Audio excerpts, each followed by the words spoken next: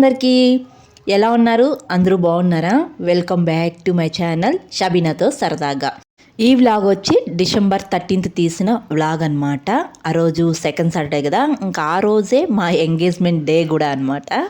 ఇంకా మా హస్బెండ్కి గుర్తుందో లేదో నాకు సడన్గా మార్నింగ్ గుర్తొచ్చిందనమాట. ఈరోజు ఏంటి డేటు 13 కదా, అయితే ఈరోజు మా ఎంగేజ్మెంట్ డే కదా, ఇంకా మా హస్బెండ్కి గుర్తుందా లేదా అని చెప్పేసి నాకు సడన్గా గుర్తొచ్చింది. ఇంకా మా హస్బెండు వేడిగా తినేసి బయటకు వెళ్ళారు, వస్తే కానీ తెలియదు. అది ఎలా గుర్తుంది ఏంటి అనేది కూడా నేను చెప్తాను, ఎలా తెలుసుకుంటాను అనేది. తర్వాత ఇంకో విషయం కూడా మాట్లాడుకుందాము, ఏం తిని బతకాలి అనే దాని గురించి కూడా మాట్లాడదాము. ఒక విషయం అయితే నేను చూసాను అనమాట హెల్త్ పరంగా, ఆ విషయం కూడా మనం ఈ వీడియోలో మాట్లాడుకుందాము. ఇంకా మార్నింగ్ వేడిగా రైస్ తర్వాత పప్పు చేసేసాను, సిర్రాకు వేసి. మార్నింగ్ టిఫిన్ చేసేదాన్ని, అస్సలు చేయలేదు, ఎందుకంటే లేట్గా లేస్తాం కదా హాలిడే ఉంటే. ఇంకా లేట్గా లేచినప్పుడు ఇంక మళ్ళీ టిఫిన్ చేసి మళ్ళీ లంచ్ చేయాలంటే చాలా టైం పడుతుంది. ఇంకా అందుకే ఒకేసారి రైస్ పెట్టేశాను, వేడిగా తినేస్తారని చెప్పేసి. పిల్లలు కూడా 10కి అట్లా లేస్తాను, ఇంక బ్రష్ చేసుకొని తినేస్తారు. ఇంక ఈ వంకాయ కోసం ఎన్నిసార్లు మార్కెట్కి వెళ్ళినప్పుడల్లా వెతుకుతానే ఉంటాను. లక్కీగా ఈరోజైతే దొరికిందనమాట. మార్నింగే మార్కెట్కి వెళ్ళాను, లేస్తానే మార్కెట్కి వెళ్ళి ఇంక నాకు కావాల్సిన కూరగాయలన్నీ తెచ్చుకునేసాను. ఇంక ముందు రోజు మా హస్బెండ్ పల్లీలు తెచ్చినారు పచ్చివి, ఇంకా అవి కూడా ఉడికించి పెట్టేశాను అనమాట. మా హస్బెండ్ బయట నుంచి వచ్చే లోపల ఇంక కొన్ని వంటలు అయితే సింపుల్గా చేసి పెడదాము అని చెప్పేసి ఇంకా అనుకున్నాను. ఇంక ఫస్ట్ ఈ మార్కెట్ నుంచి ఈ వంకాయ తెచ్చుకున్నాను కదా, దీన్ని అయితే వండదాము అని చెప్పేసి వండుతున్నాను. ఈ వంకాయ అయితే నేను ఈ పెళ్ళికి ముందు కానీ పెళ్ళి తర్వాత కానీ ఎప్పుడూ వండలేదు. ఒకసారి ఇలా బయట అనంతపురంలోనే అనుకుంటాను తెచ్చుకొని ఒకసారి వండాను. అది కూడా వండడం ఎలా వండానంటే, నేను ఉప్పు వంకాయ లాగా వండేసాను అనమాట ఆ వంకాయని.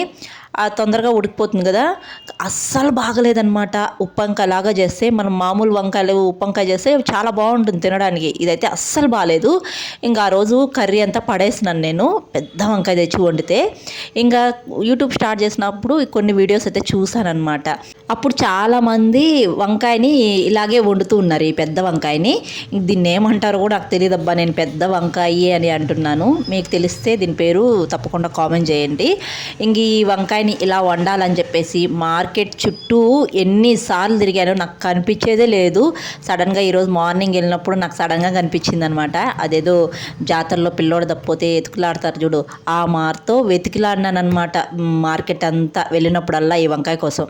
ఇంకా లక్కీగా ఈరోజు దొరికింది, వండేస్తున్నాను. ఇది చేసేటప్పుడు చేయి గాల్చుకున్నాను, అరిచేతిలో గాలింది, తర్వాత మోచేతు కూడా గాలింది.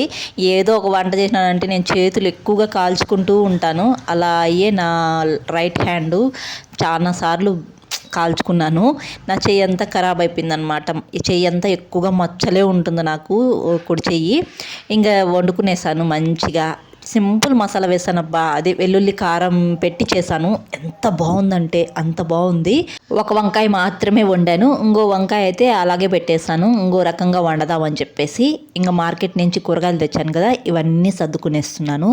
ఇంకా ఏం తిని బతకాలి అని చెప్పేసి అన్నాను కదా. ఎందుకన్నానంటే, ఎక్కడ చూడు అబ్బా అసలు అన్నీ కల్తీ వచ్చేస్తున్నాయి. అసలు ఏం తినాలో ఏమో అసలు అర్థమే కావటం లేదు. చికెన్ చూడు మంచిగా రావటం లేదు, ఆఖరికి ఎగ్స్ కూడా మంచిగా రావటం లేదు. ప్రోటీన్ కోసం మనము రోజు ఎగ్ తీసుకుంటూ ఉంటాము, అలాంటి ఎగ్ కూడా కల్తీ అనమాట. ఇప్పుడు అది తింటే, ఈ 2-3 వీడియోలు చూశాను, ఎగ్ కానీ తింటే అలా క్యాన్సర్ వచ్చే అవకాశం ఉంది అని చెప్పేసి. 2-3 వీడియోలు చూసిన తర్వాత అయ్యో ఇంకేం తిని బతకాలరా నాయనా, మంచినీళ్ళు తాగి బతకాలా అని చెప్పేసి అనిపిస్తూ ఉంది. ఇంకా బయట ఫుడ్ చూస్తే అలా ఉన్నాయి. నేను ఈ మధ్య ఒక వీడియో అయితే చూసాను ఇన్స్టాగ్రామ్లో. ఒక అబ్బాయి హాస్టల్లో ఉండి చదువుకుంటూ ఉన్నాడంట. ఇంకా అబ్బాయికి సడన్గా వామిటింగ్స్, హెడేక్ ఇలా వస్తూ ఉంటే హాస్పిటల్లో చూపించారంట. అబ్బాయికి తలకి స్కానింగ్ తీస్తే లోపల బ్రెయిన్లో పురుగులు గూడు పెట్టుకునేసాయంట. అవి ఎందుకు అలా జరిగింది, ఎందుకు అలా పురుగులు ఉన్నాయి అంటే, బయట ఫుడ్ తినడం వల్ల ఇలా అవుతూ ఉంటుంది అని చెప్పేసి డాక్టర్లు అన్నారంట. అది విన్నప్పటి నుంచి అబ్బా నాకైతే ఏవి తినాలో ఏవి తినకూడదో అసలు అయోమయంగా ఉంది. నేను ఎక్కువగా బయట ఫుడ్ ఏం తిననండి, నాకేం కావాలన్నా ఇంట్లోనే నేను ప్రిపేర్ చేసుకుంటాను. నాకు ఎక్కువగా బిర్యానీ అంటే ఇష్టము. మనం బిర్యానీ చేసుకోవాలంటే చికెనే కదా మనం ఎక్కువ తింటాము. అలాంటి చికెన్ కూడా మంచిది కాదు అంటారు.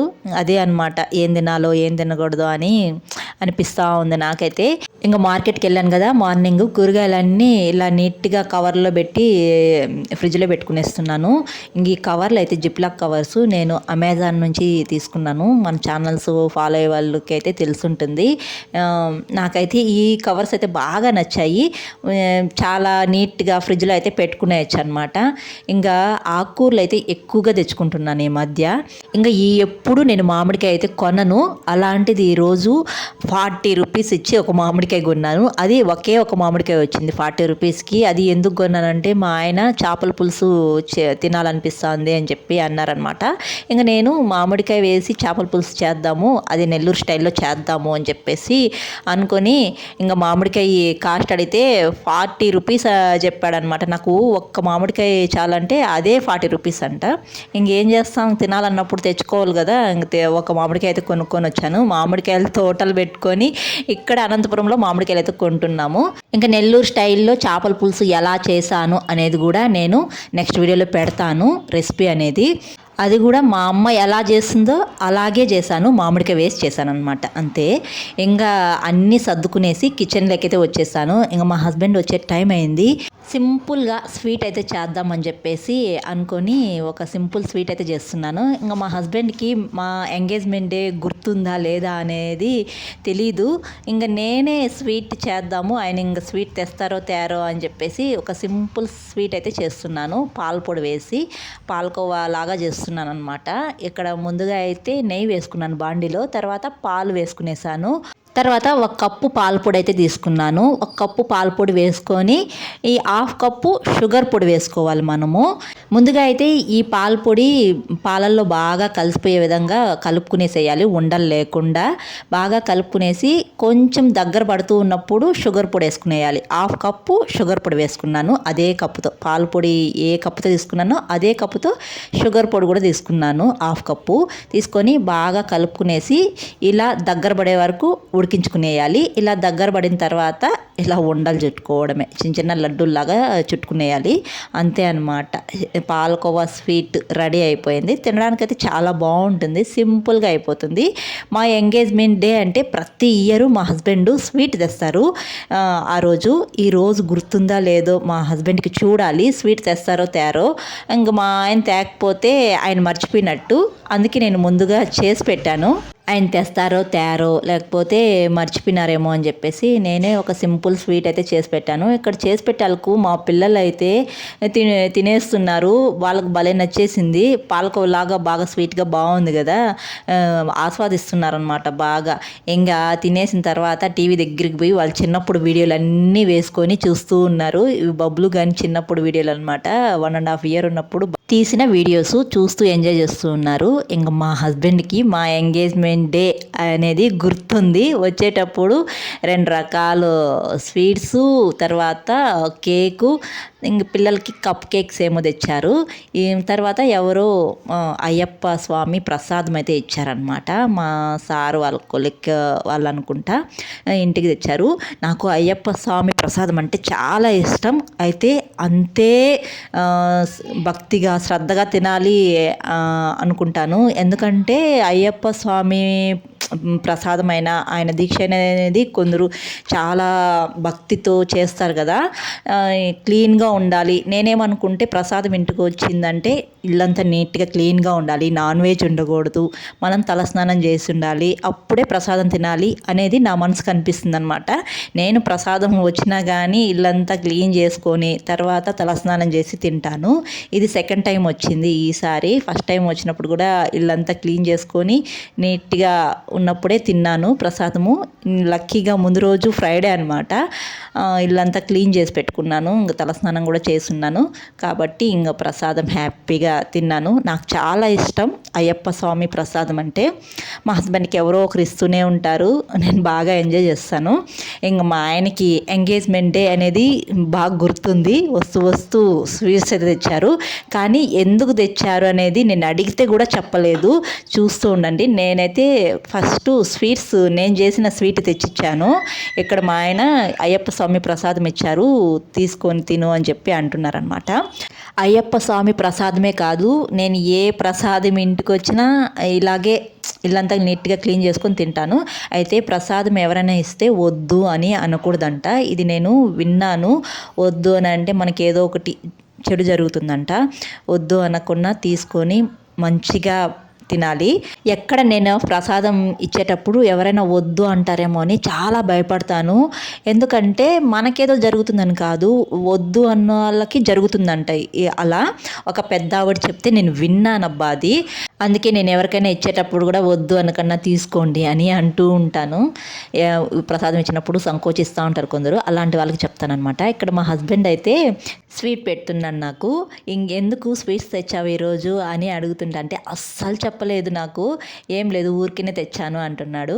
ఎన్నిసార్లు అడిగినా అస్సలు నోట్లో నుంచి మాట రాదు ఎందుకు తెచ్చాడు అనేది. ఎందుకంటే నాకు కూడా గుర్తుంటుంది, కానీ కావాలని అడుగుతా ఉంది నన్ను అని అనుకొని చెప్పడు. ఎందుకోలే ఊరికి తెచ్చాను అని అంటున్నాడు అనమాట. కానీ చెప్పలేదు. ఇంకా నేను ఫైనల్గా నేను చేసిన స్వీట్ తెచ్చి ఇచ్చాను. ఇచ్చి తర్వాత హ్యాపీ ఎంగేజ్మెంట్ డే అని చెప్పాను అనమాట. ఇంక ఓహో నీకు కూడా గుర్తుందా అని చెప్పేసి మా ఆయన ఇంకా మనసులో అనుకో ఉంటారు. ఇంకా అయ్యప్ప స్వామి ప్రసాదం తెచ్చారు కదా, ఇంకా పిల్లలకి అందరికీ పెట్టేశాను. ఇంట్లో కూడా ఏం నాన్ వెజ్ లేదు. ఇంకా ఆ రోజే శనివారం కాబట్టి మా ఇంట్లో కూడా నాన్ వెజ్ తినరు, మా హస్బెండ్ ముఖ్యంగా. ఇంక ఈ కేక్ అయితే తెచ్చారు చూడండి, పైన చూస్తే చాలా టెంప్టింగ్గా బాగుంది. అస్సలు తింటా అంటే అస్సలు బాగాలేదు. ఏంటో ఈ కేకు పిల్లలకు కూడా ఫస్ట్లో చూస్తానే వాళ్ళకి నోరు ఊరిపోయింది, తినాలనిపించింది. కొంచెం తిని అందరూ అక్కడే పెట్టేశారు, అస్సలు తినలేదన్నమాట. కేక్ అయితే మంచిగానే లేదు. ఇంకా అందరూ కేక్ కొంచెం కొంచెం వాళ్ళ డాడీకి అయితే తినిపించారనమాట. బాగునింటే మా పిల్లలే తినేసి ఉంటారు, అడిగితే కూడా ఇవ్వరు. ఇంకా బాగలేదు కాబట్టి కొంచెం కొంచెం పెడుతున్నారు వాళ్ళ డాడీకి. ఇంకా మా హస్బెండ్ ఏమేమి తెచ్చారో అవన్నీ టేస్ట్ చేశాను. ఇంకా నేను టేస్ట్ చేస్తూ మా ఆయనకు కూడా టేస్ట్ చేపించేసి అన్నీ ఎత్తిపెట్టేశాను అనమాట. ఇంకా బయట పెట్టానంటే అన్నీ మా పిల్లలు ఖతం చేసేస్తారు ఒకే పూటకి. ఎంగేజ్మెంట్ డే మా ఆయనకి గుర్తుండదేమో అని అనుకున్నాను, పర్వాలేదు గుర్తుపెట్టుకున్నారు. మా ఆయన మర్చిపోతూ ఉంటారనమాట. ఇంతకుముందు ఒక ఇయర్ మర్చిపోయి ఉన్నారు, అలా అన్న మళ్ళీ మర్చిపోయారేమో అనుకున్నాను, కానీ గుర్తుంది మా ఆయనకి. ఇంకా నేను ఏమేమి వండానో అవన్నీ ఒక్కొక్కటే మా ఆయనకి ఇస్తున్నాను తినడానికి. వంకాయ వండాను కదా, అది ఏమరా అంటే వండి హాట్ బాక్స్లో పెట్టాను. మా కుర్షీద్ బాగుందని చెప్పేసి ఒక్కొక్కటే తినేస్తాడు. లాస్ట్లో ఒకటి మిగిలింది మా ఆయన కోసము, ఇంకా అది తీసుకొచ్చి ఇచ్చాను. మా ఆయన ఎప్పుడు తినలేదు ఈ వంకాయని ఇలా ఫ్రై చేసి, అసలు ఆ వంకాయే తినలేదు. మామూలుగా చిన్న వంకాయలు వస్తాయి కదా, అవి వెల్లుల్లి కారం పెట్టి చేయిస్తే బాగా ఎంజాయ్ చేస్తారు. నాకు కూడా భలే ఇష్టము. నేను వంకాయలు ఉంటే అలా ఎప్పుడు చేయిస్తూ ఉంటాను మా హస్బెండ్కి. అది తిన్నారు కానీ ఈ పెద్ద వంకాయని ఇలా తినలేదు. ఇంకా మా ఆయనకి కూడా టేస్ట్ చేయించాను, బాగుంది. ఇంకా పచ్చి చెనిక్కాయలు కూడా ఉడికించి పెట్టాను కదా, అవి కూడా తెచ్చిస్తున్నాను. ఒక్కొక్కటి తెచ్చిస్తూ ఉన్నానమాట. ఇంకేంటి ఒక్కొక్కటి తెచ్చిస్తుంది తినేన తర్వాత అని చెప్పేసి మా ఆయన అలా చూస్తూ ఉన్నారు. మా ఎంగేజ్మెంట్ డే ఏం పెద్దగా స్పెషల్గా ఏమీ లేకుండా ఇలా సింపుల్గా మా ఆయనకి ఇష్టమైనవి నేను చేయడం, నాకు ఇష్టమైనవి మా ఆయన తేవడం, ఇలా జరుపుకున్నాము. ఈ వీడియో అయితే ఇక్కడితో ఎంజాయ్ చేస్తున్నానండి. వీడియో నచ్చితే ఒక చిన్న లైక్ ఇవ్వండి అబ్బా. అలాగే మన ఛానల్ కొత్తగా చూసేవాళ్ళు జర సపోర్ట్ చేసి సబ్స్క్రైబ్ చేయండి. అంతవరకు టు ఫాలో షబీనాతో సరదాగా. Thanks for watching. See you all. Bye.